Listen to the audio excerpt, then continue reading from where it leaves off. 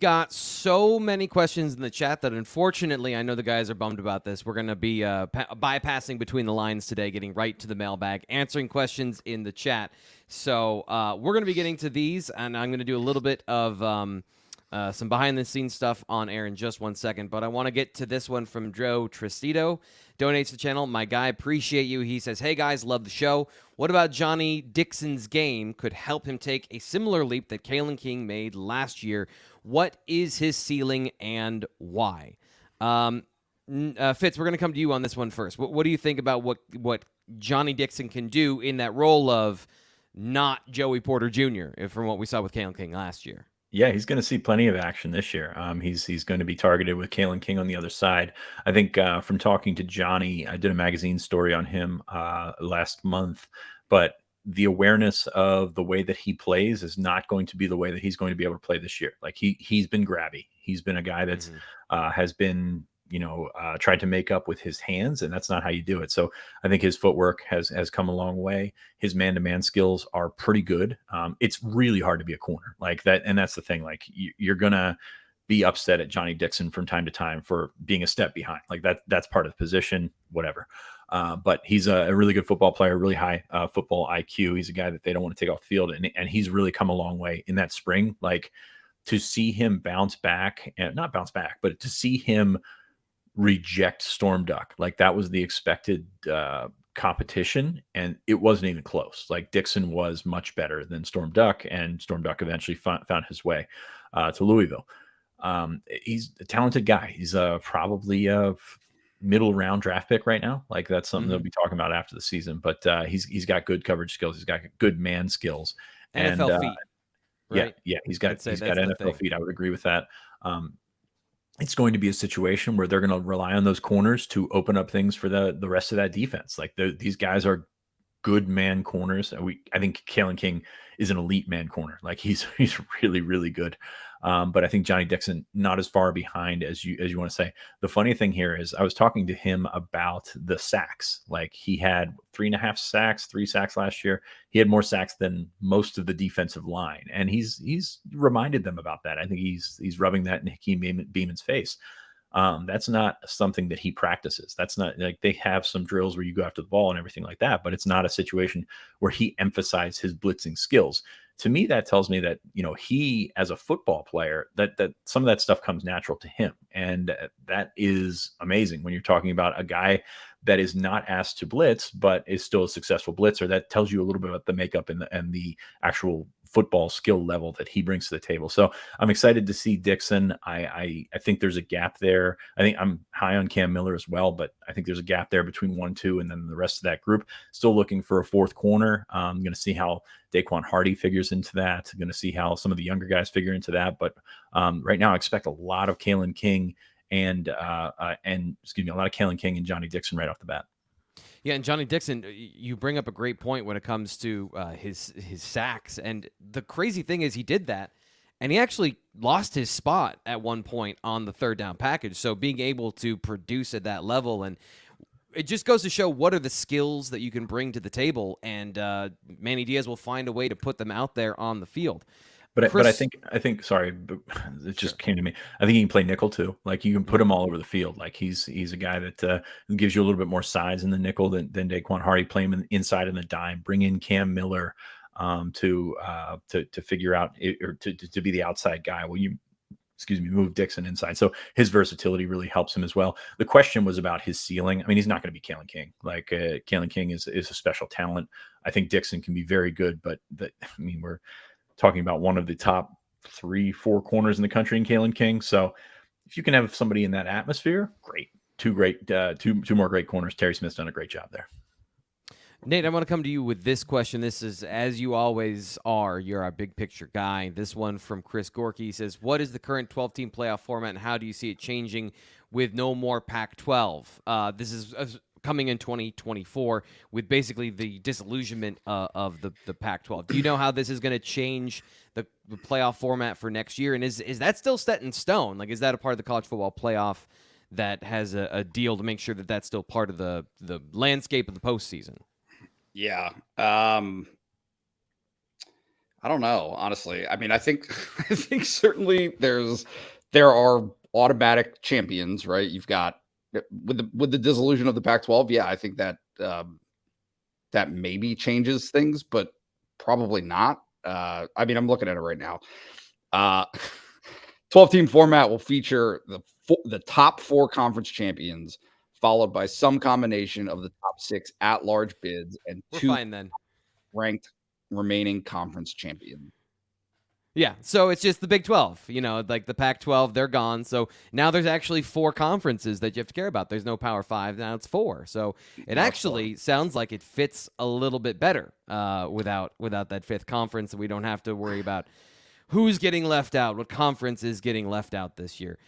Fitz, I want to sorry, go ahead.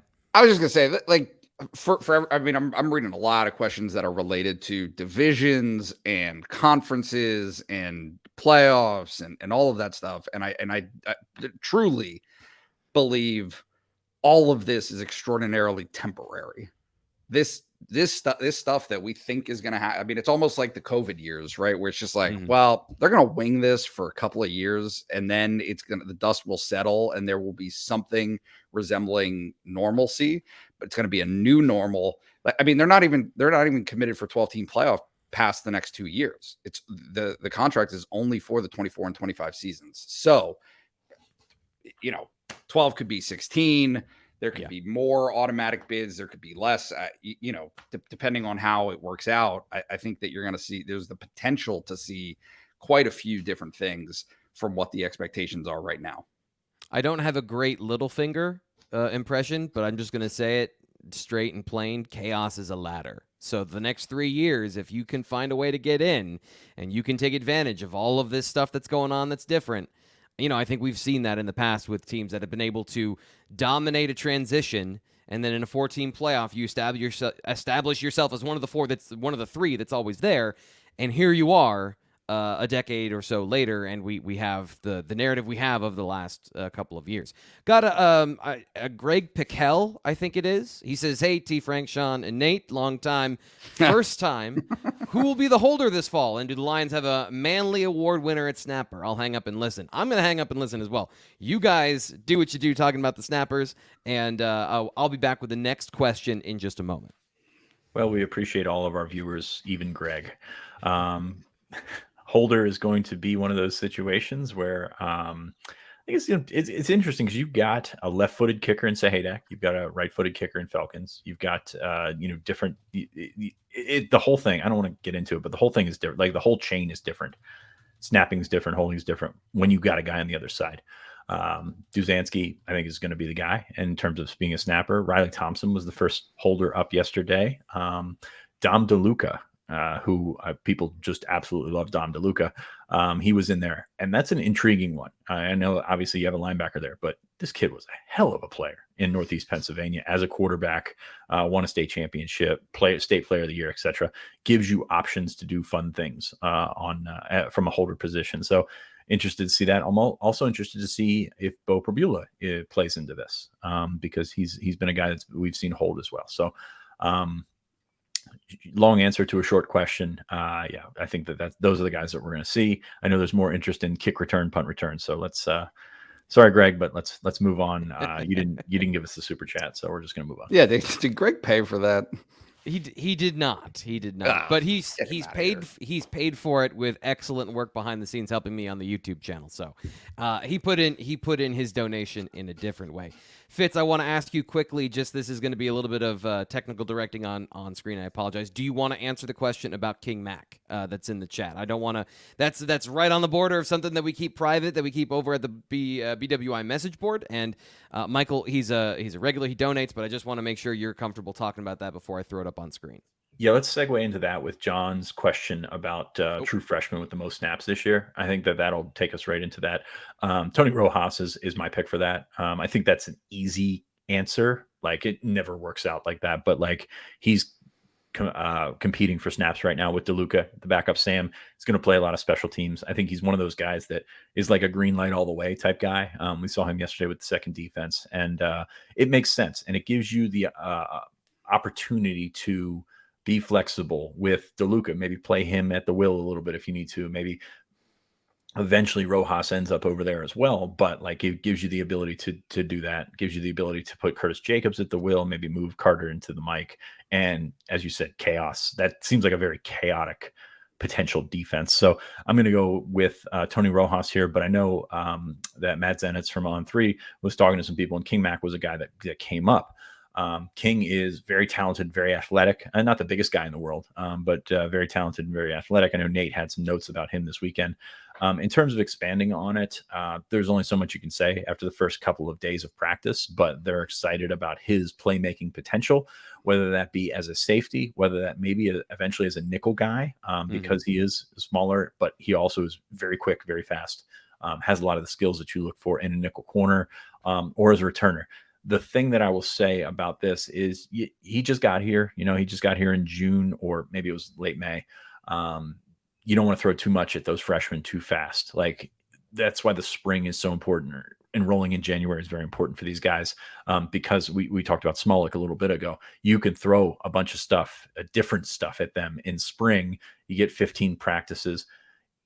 The thing that we forget about sometimes with these true freshmen, Mack, Dakari Nelson, the guy at Lions, the guys that just arrived, like, that's a big jump into your first practice. I mean, you're wide-eyed, you're looking around. These guys have been in this for years, following the routines, knowing where they're supposed to be on the field when the whistle blows without even thinking about it.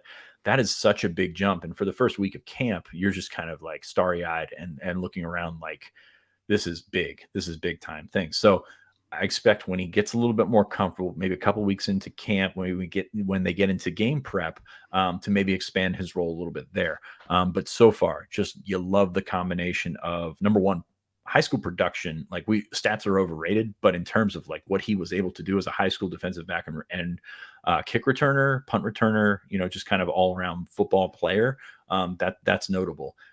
Size is not great in terms of height, but this kid is put together, absolutely put together. Physical. It's big. So funny to put him and Dakari Nelson beside each other and say, hey, these two play the same position, because Dakari is 6'3", Dakari is just absolutely huge. Mack is a mini version of Dakari Nelson put together, but then he also runs a 4.3. So that helps, So I think Mack, the expectation is there for him to play. And I said it before, like, those guys that you're bringing in from Florida, from Alabama, from all over the place with the transfer portal, keep them happy, keep them engaged, keep them in the game. And that might elevate their snap count as well. And then they get comfortable and they make your entire team better.